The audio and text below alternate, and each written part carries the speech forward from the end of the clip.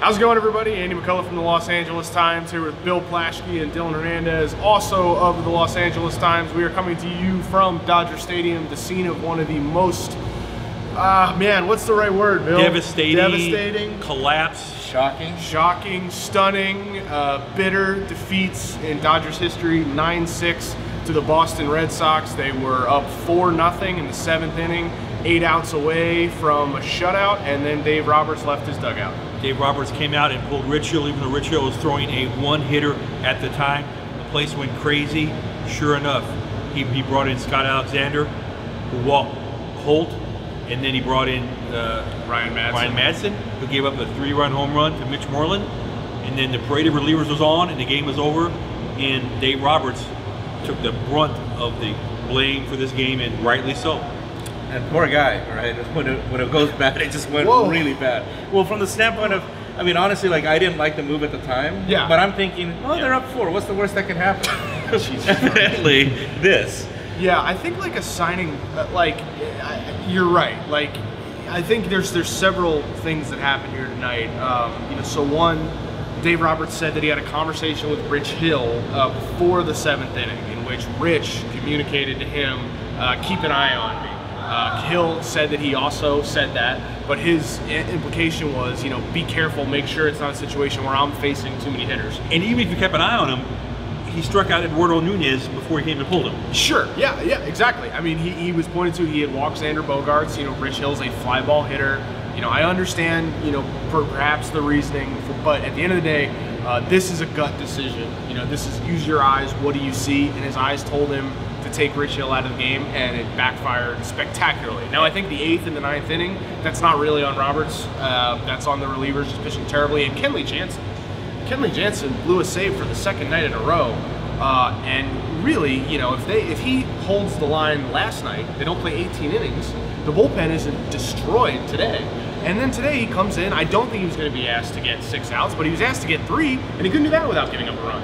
Yeah, and I think you're kind of right. And Jansen, I think, like Kershaw, is one of these players that obviously the fans have a lot of admiration for. They're going to give him kind of the benefit of the doubt.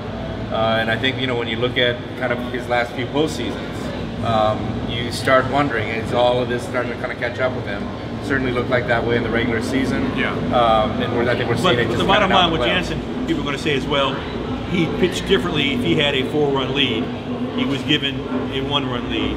Okay, but come on, you're an all-star. You're an $80 million. When you're an $80 million closer, I understand, but Dave Roberts is going to take the brunt of this. The fans, and I wrote in my column the LA Times afterward, while some fans were down there yelling, "Let's go Red Sox," some fans were yelling, "Get rid of Roberts." That's a horrible chant. It's a horrible chant. It's a vicious city, man. It's vicious. Yeah. The fans have turned on him. I mean, they have. I mean, they turned on him before tonight, so they're looking for chum in the water. I also wrote it's unfair and unlikely he's not going to be fired for this. He shouldn't be 2 straight West Coast championships, 3 straight and 2 straight World Series appearances. Ridiculous to think something happened to his job. But he will take this will be part of his history. He will take a hit. Yeah, I mean, and again, I feel like, as I've said and written, very often, I think he's very good at his job, but clearly the decision to take out Rich Hill backfired spectacularly. And you know what? Look, the bullpen has been pretty good during the postseason, but if you had told me in August, hey, they're not going to really add any relievers of note, and the bullpen is going to get shredded by the Boston Red Sox in the World Series, I would have said, yeah, that's kind of predictable. I read that somewhere.